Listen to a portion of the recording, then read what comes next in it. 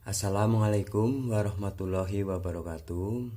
Selamat berjumpa kembali dengan Pak Prayitno dari channel Prayitno Berbagi. Pada kesempatan kali ini Bapak akan mengajak siswa-siswi kelas 6 SD maupun MI yang akan mengikuti ujian sekolah pada tahun ajaran 2021-2022 ya. Untuk belajar dengan membaca ringkasan ya, mempelajari ringkasan atau rangkuman. Yang pertama, pada kali ini di video ini akan Bapak ajak menyimak ya untuk ringkasan ya atau rangkuman mengenai IPS ya. Kita akan belajar mengulang lagi dari tema 1, materi IPS-nya itu seperti apa. Mari kita pelajari bersama-sama. Kalian menyimak dengan baik ya, dari awal sampai akhir, jangan di skip agar kalian bisa memahami dengan utuh. Dengan memahami ini maka kalian akan siap untuk mengerjakan soal-soal ujian sekolah tahun ini. Baik, mari kita simak ya. IPS kelas 6 tema 1 ya, tentang selamatkan makhluk hidup. Karakteristik geografis dan kehidupan sosial budaya, ekonomi dan politik di wilayah ASEAN. Nah, pada tema 1 kita akan membahas ASEAN ya. Baik.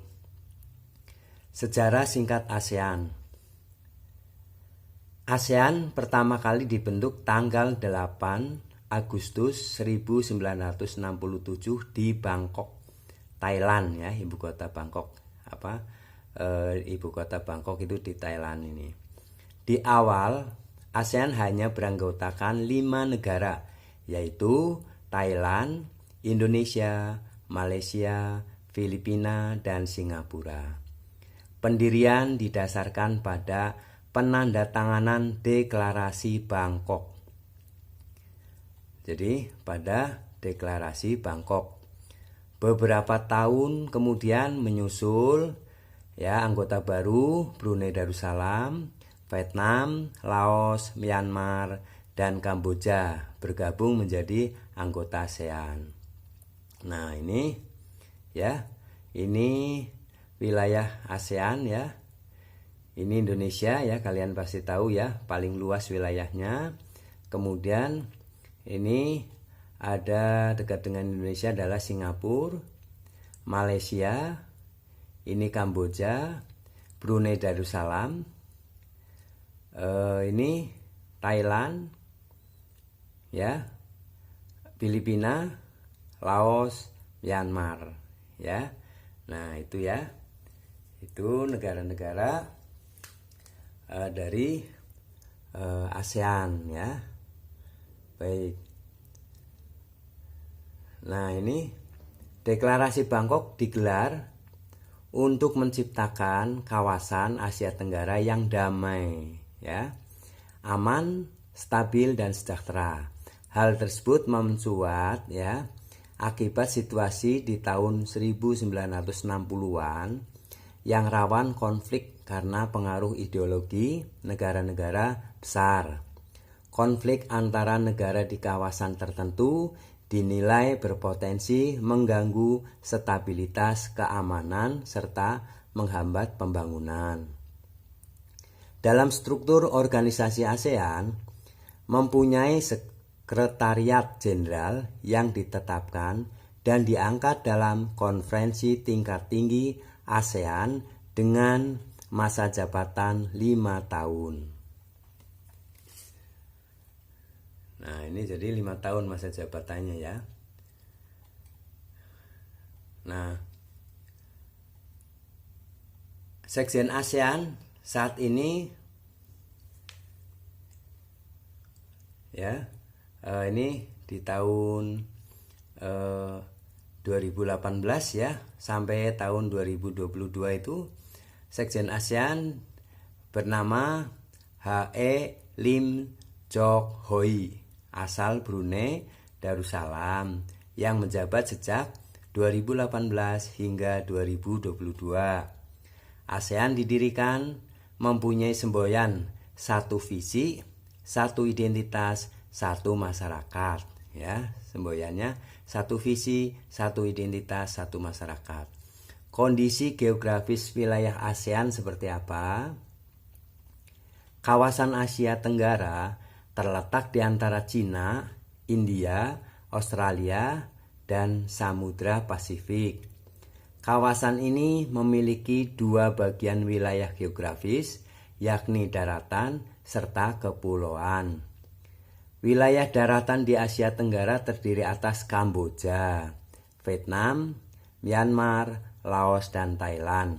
Sedangkan wilayah kepulauannya di Asia Tenggara terdiri atas Singapura, Filipina, Indonesia, Malaysia, Timor Leste, dan Brunei Darussalam. Mengutip dari situs Sekretariat Nasional ASEAN Indonesia, secara astronomis, kawasan Asia Tenggara terletak di 28 derajat lintang utara sampai 11 derajat lintang selatan dan 93 derajat bujur timur sampai 141 derajat bujur timur. Letak geografis ASEAN. Secara geografis, ASEAN terletak di antara dua samudra, yaitu Samudra Hindia dan Samudra Pasifik, serta di antara dua benua, yaitu benua Asia dan benua Australia. Hal ini menjadikan letak geografis ASEAN sangat strategis karena dilewati oleh jalur perdagangan internasional. Luas wilayah dari ASEAN mencapai angka 4,5 juta kilometer persegi atau sekitar 3% dari total luas daratan bumi. Negara Indonesia adalah negara dengan lokasi yang paling strategis. Sebab letak geografis Indonesia juga berada di antara dua samudra dan dua benua.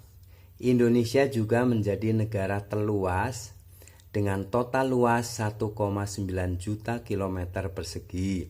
Negara ASEAN terkecil adalah Singapura, terbesar adalah Indonesia. Ya. Batas wilayah ASEAN.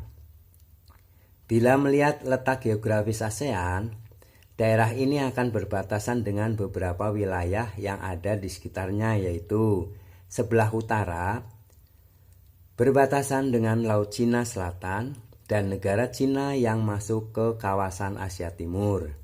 Sebelah timur berbatasan dengan Samudra Pasifik dan negara Papua Nugini yang termasuk dalam benua Australia. Sebelah selatan berbatasan dengan Samudra Hindia, negara Australia, serta benua Australia. Sebelah barat berbatasan dengan Samudra Hindia, Teluk Benggala, Laut Andaman, negara Bangladesh dan India. Kita lanjutkan. Iklim negara ASEAN. Asia Tenggara sebagian besar beriklim tropis dengan dua musim, yakni kemarau dan penghujan. Hal ini dikarenakan wilayah Asia Tenggara terletak di daerah ekuator, yang mana angin musim dari gurun-gurun di Australia berdatangan dan angin pasat dari subtropis menyebabkan tekanan udara di antara dua wilayah. Ya, ini terjadi tekanan di antara dua wilayah. Fakta menarik seputar ASEAN. Indonesia, Malaysia, dan Filipina adalah 3 dari 17 negara paling beragam di dunia ya. Ketiganya merupakan negara ASEAN. 9% burung endemik dan 11% spesies 11% spesies mamalia menjadikan ASEAN sebagai rumahnya. Ini membuat ASEAN di wilayah dengan proporsi burung endemik dan mamalia terbesar di dunia. Sekitar 25% tumbuhan pembuluh endemik dari lokal yang ada di dunia ada di negara-negara ASEAN. Selama 2 dekade terakhir, lebih dari 2000 spesies baru ditemukan di wilayah ASEAN. Tidak lupa dengan kekayaan bawah laut, wilayah ASEAN menjadi pusat keanekaragaman hayati laut yang dikenal sebagai coral triangle atau segitiga terumbu.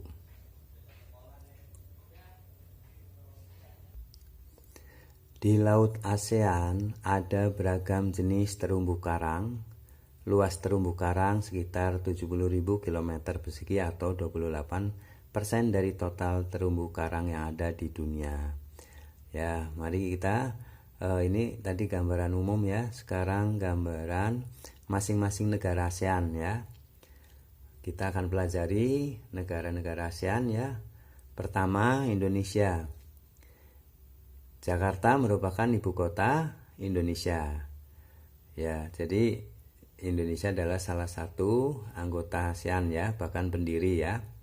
Indonesia atau yang disebut dengan juga Negara Kesatuan Republik Indonesia adalah negara yang dilintasi garis khatulistiwa dan diapit oleh 2 benua ya. Kemudian dan 2 samudra. Nah, wilayah Indonesia penduduknya ya sekitar 270 juta jiwa ya per September 2020. Ini luas wilayah 1.904.569 km persegi. Pusat pemerintahan ya di ibu kota Jakarta, yaitu di DKI Jakarta ya. Pulau Jawa yang paling padat penduduknya. Semboyan Indonesia adalah Bhinneka Tunggal Ika yang artinya berbeda-beda namun tetap satu. Salah satu bentuk persatuannya adalah menggunakan bahasa Indonesia sebagai bahasa resmi atau nasional. Indonesia juga memiliki jenis tarian tradisional, salah satunya tari piring dari Sumatera Barat dan tari pendet dari Bali. Ya. Peringatan kemerdekaan Indonesia pada tanggal 17 Agustus ya. Mata uang resmi adalah rupiah. Perekonomian Indonesia berada ya dari minyak, gas bumi, alam, tekstil, pakaian, sepatu, pertambangan, semen, pupuk kimia, kayu lapis, karet, makanan dan pariwisata ya, maaf. Singapura merupakan negara kepulauan yang terletak di semenanjung Malaya. Singapura terpisah dari Malaysia oleh Selat Johor dan Indonesia oleh Selat Singapura. Meski menganut sistem pemerintahan berupa republik ya, namun otoritas pemerintah dan kepemimpinan dilakukan oleh seorang perdana menteri. Presiden Singapura Halimah Yaakob ya, dan perdana menteri Lee Hsien Loong. Singapura memiliki semboyan Negara Majulah Singapura dengan perayaan kemerdekaannya adalah 9 Agustus. Ya, jumlah penduduknya di tahun 2020 ya mencapai 5 juta jiwa. Terdapat bahasa resminya yaitu Mandarin, Chinese ya, Inggris, Melayu dan Tamil. Mata uangnya dolar Singapura. Perekonomian elektronik, kimia, jasa keuangan, peralatan pengeboran minyak, penghilangan minyak bumi ya. Nah, sekarang Malaysia. Malaysia adalah negara yang menganut sistem pemerintahan federal parlementer yang terdiri dari 13 negara bagian dan 3 wilayah federal. Ibu kotanya Kuala Lumpur, sedangkan pusat pemerintahan federal berada di Putrajaya. Malaysia dipisahkan oleh 2 kawasan yaitu Malaysia Barat dan Malaysia Timur ya. Malaysia Timur yaitu Sabah dan Sarawak yang berada di Pulau Kalimantan. Pemerintahan negara Malaysia dikepalai oleh seorang perdana menteri ya, Muhyiddin Yassin ya, dengan raja atau sultan yang memerintah di setiap negara bagian. Nah, ini model pemerintahan Malaysia ya, serupa sistem parlementer Westminster. Semboyannya Malaysia adalah bersekutu bertambah mutu ya, bersekutu bertambah mutu. Dalam bahasa Indonesia artinya persatuan menambah keunggulan. Tarian Malaysia yang terkenal adalah tarian ulek ya, ulek mayang dan tarian zapin. Jumlah penduduk di tahun 2020 mencapai 37 juta jiwa. Nah, Malaysia mata uangnya adalah ringgit. Dikenal hasil agrikulturnya ya melimpah ya, terutama produk karet dan minyak kelapa. Kemudian ekspor utamanya ya adalah peralatan elektronik dan gas alam cair. Nah, sekarang kita ke Brunei. Brunei terletak di utara Pulau Kalimantan yang berbatasan langsung dengan Indonesia dan Malaysia, yaitu Sarawak dan Sabah. Sistem pemerintahan Brunei adalah sistem monarki absolut dengan kepala pemerintahan dipegang oleh Sultan, yaitu Hassanal Bolkiah.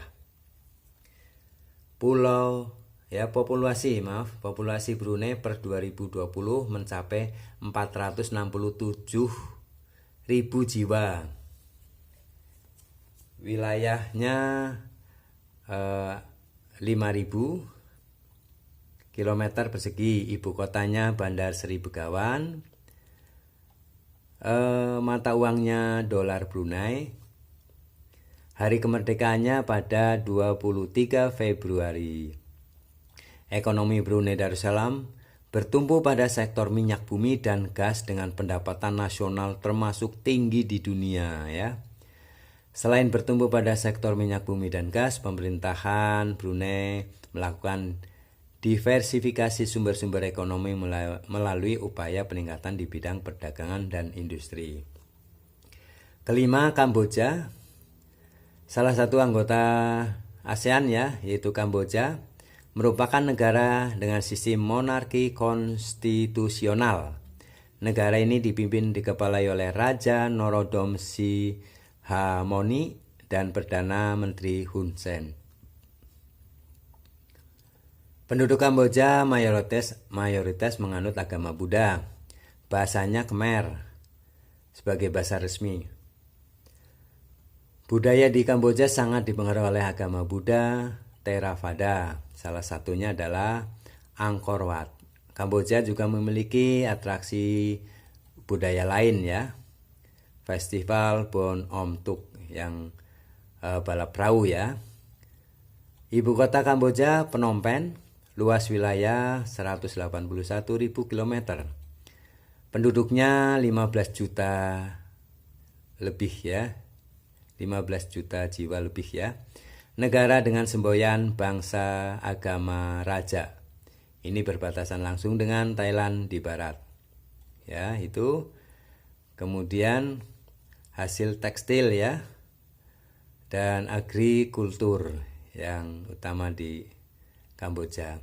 Sekarang Vietnam. Vietnam atau Republik Sosialis Vietnam dipimpin oleh kepala negara Nguyen Phu Trong ya, Nguyen Phu Trong, dan kepala pemerintahan atau perdana menteri Nguyen Quan Phuc. Bahasa resminya adalah bahasa Vietnam. Pakaian tradisional yang terkenal adalah Áo Dai ya. Kemudian musik Vietnam berbeda ya. 3 wilayah ini ada Bắc Utara, Trung Tengah, dan Nam Selatan. Kemudian populasi Vietnam ya, penduduknya 97 juta jiwa, luas wilayah 333.000 km. Ibu kota Hanoi. Ini Kamboja ya, mata uangnya dong. Vietnam adalah Vietnam ya, maksudnya Vietnam berbatasan langsung dengan Tiongkok. Kemudian mata uang Vietnam adalah dong.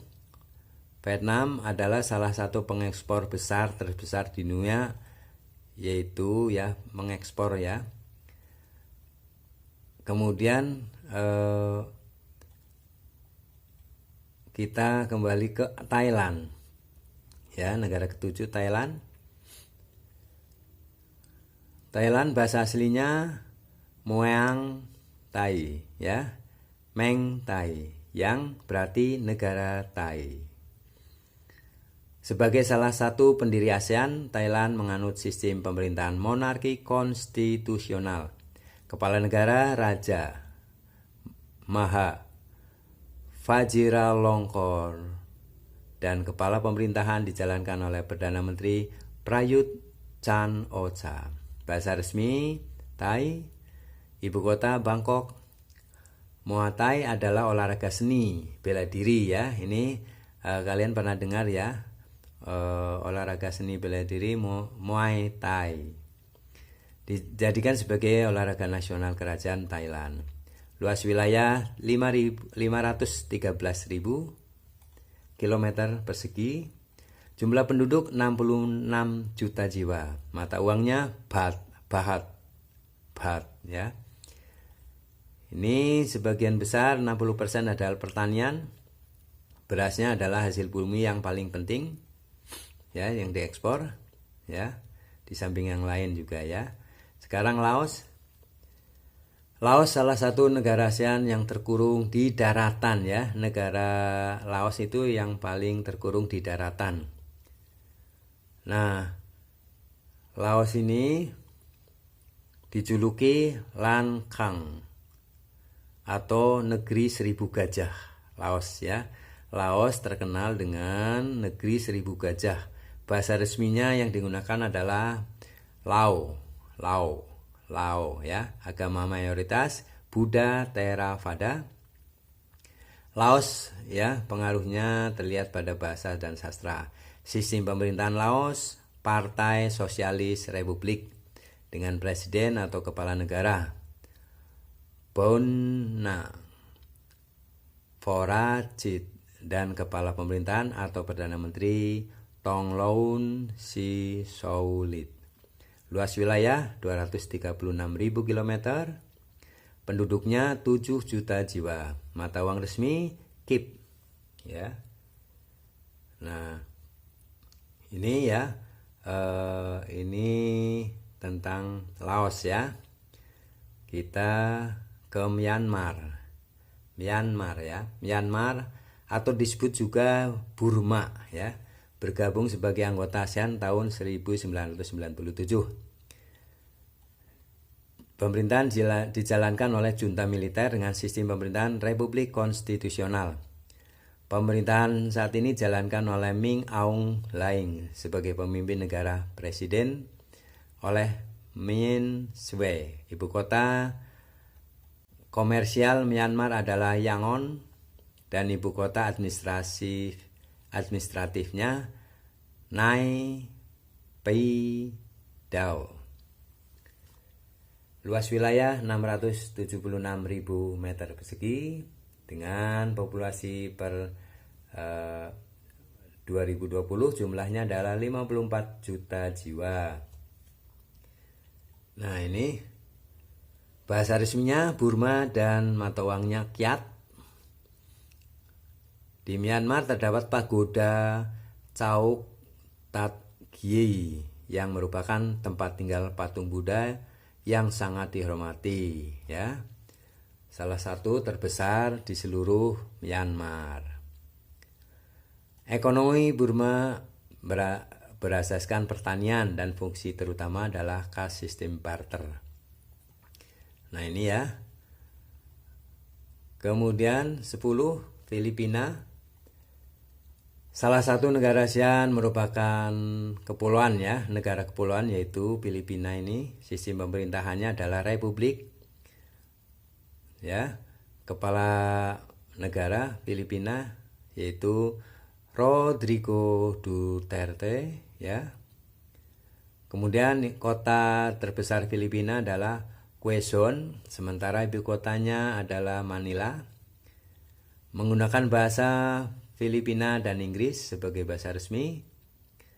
Tarian bambu tradisional khas khas Filipina adalah tinikling, ya. rumah tradisionalnya namanya Bahai Kubo. Ya, luas wilayah 300.000 km persegi dan penduduknya 109 juta jiwa. Mata uang resmi adalah peso. Ya. Filipina menganut sistem ekonomi campuran. Ya, hasilnya pengolahan makanan, tekstil, elektronik, otomotif. Ya. Baik.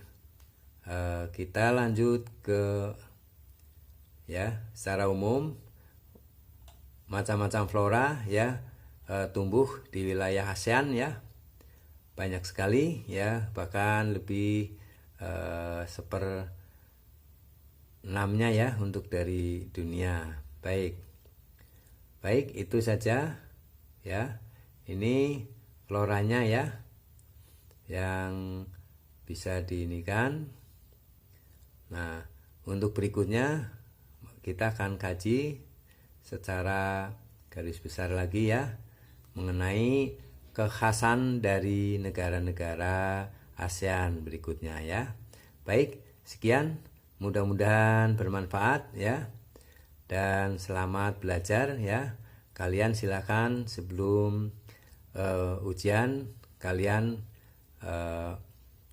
belajar dulu membaca dan memahami ringkasan materi yang ada di video ini Terima kasih, semoga bermanfaat dan mohon dukungan subscribe, like, komen, dan share. Dan aktifkan notifikasi tanda lonceng agar kalian mendapatkan video yang terbaru. Selamat berjumpa kembali nanti pada ringkasan mata pelajaran yang lain. Terima kasih. Assalamualaikum warahmatullahi wabarakatuh.